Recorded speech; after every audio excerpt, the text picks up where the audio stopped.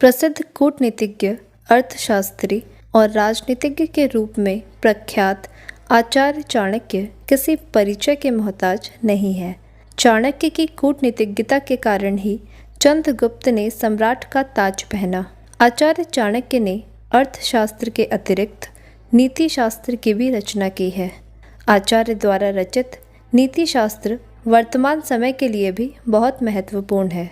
इनमें व्यक्ति को सामाजिक, व्यावसायिक, आर्थिक और कूटनीतिज्ञ नीतियों के इस्तेमाल की सलाह मिलती है।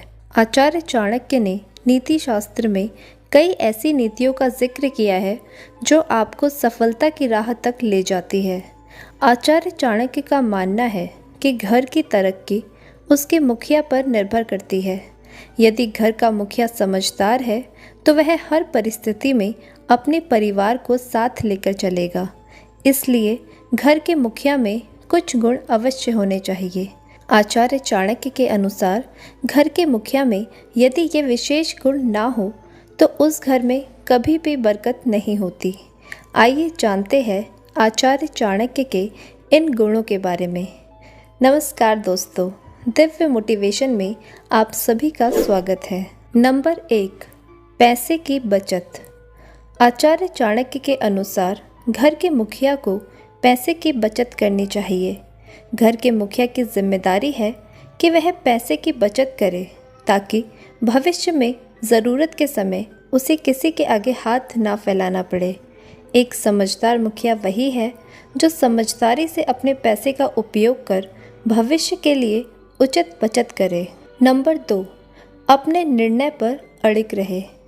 आचार्य चाणक्य के अनुसार परिवार तरक्की तभी करता है जब घर का मुखिया जो भी निर्णय ले उस पर अड़िग रहे। घर में वह अनुशासित माहौल कायम रखे। ऐसा करने से ही घर के सभी सदस्य तरक्की करेंगे। नंबर 3, ना हो कान के कच्चे। आचार्य चाणक्य के अनुसार घर के मुखिया को किसी भी बात पर बिना प्रमाण के भरोसा नहीं करना चाहिए। यानी घर का मुखिया कान का कच्चा नहीं होना चाहिए। यदि घर में कोई मनमुटाव चल रहा हो तो दोनों पक्षों को सुनकर फिर बात की पुष्टि करके ही मामले को सुलझाने का प्रयास करना चाहिए। नंबर 4, निर्णय लेते समय सावधानी। चाणक्य के अनुसार घर का मुखिया जब भी कोई निर्णय ले उसे इस बात का भरोसा होना चाहिए कि उसके निर्णय से परिवार के किसी भी सदस्य को कोई हानि नहीं पहुंचेगी। उसका हर निर्णय पूरे घर की भलाई को मद्देनज़र रखते हुए होना चाहिए। नंबर 5, खर्चे पर नियंत्रण।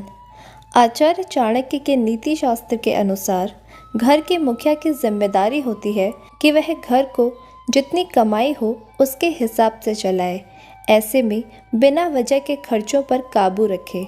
यदि घर का मुखिया ऐसा नहीं करता तो उसे आर्थिक संकट झेलना पड़ सकता है।